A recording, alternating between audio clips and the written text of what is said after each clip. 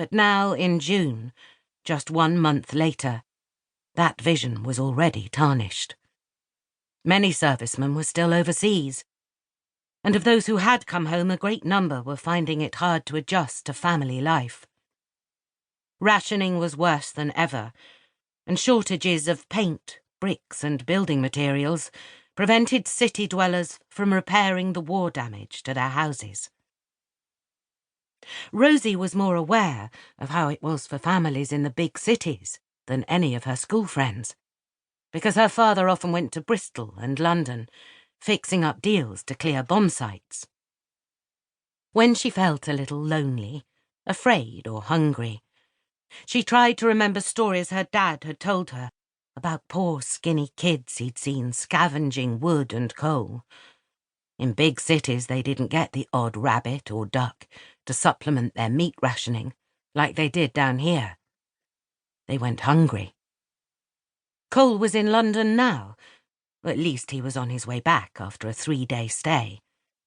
He left Rosie in the care of her brothers, but Seth was 17, Norman 16, and they had a great many better things to do while their father was away than to play nursemaid to an 8-year-old. So their little sister's curly, coppery hair hadn't seen a comb in days. Her bare feet and knees were ingrained with dirt. Her dress so tattered it was only fit for the ragbag. Yet, despite these clear signs of neglect, Rosie looked robustly healthy, if a little small for her age. She also had a remarkable air of happy self-assurance, even here in such undignified surroundings. A familiar, distant, rattling, rumbling sound made Rosie forget the spider and run out to the orchard, pulling her knickers up as she went. Jumping up on the log pile beside the chicken house, she peered across the moorland in the direction of Birtle. The shimmering heat and tall grasses growing along the rines and ditches prevented her from seeing if the approaching vehicle was definitely her father's pickup truck. But it was unlikely to be anyone else's. Few trucks, indeed motor vehicles of any kind, came to this part of the Somerset Levels.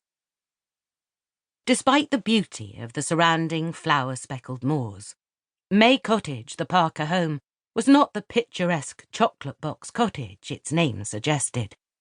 It was a dilapidated turn-of-the-century farm labourer's house, almost concealed by mountains of scrap metal flanking it on both sides.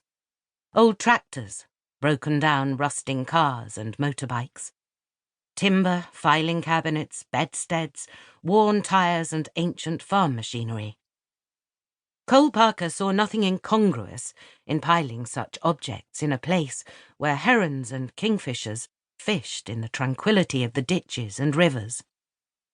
He didn't see his forest of junk as ugly or grim. It was his living.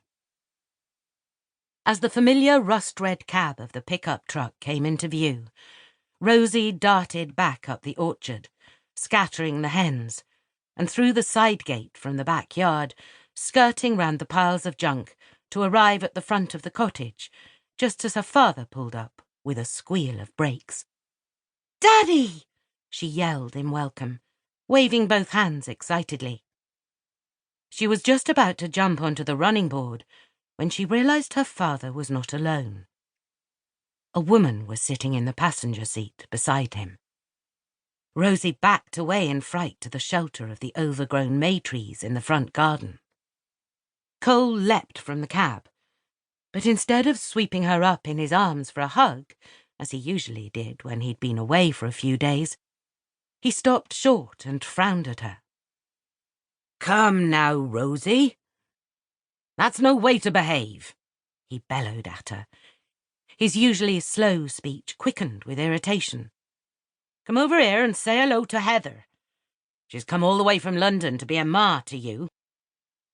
Rosie stared at her father in stupefaction. Her father had never before encouraged visitors to May Cottage. Indeed, he'd brought her up to view strangers with suspicion.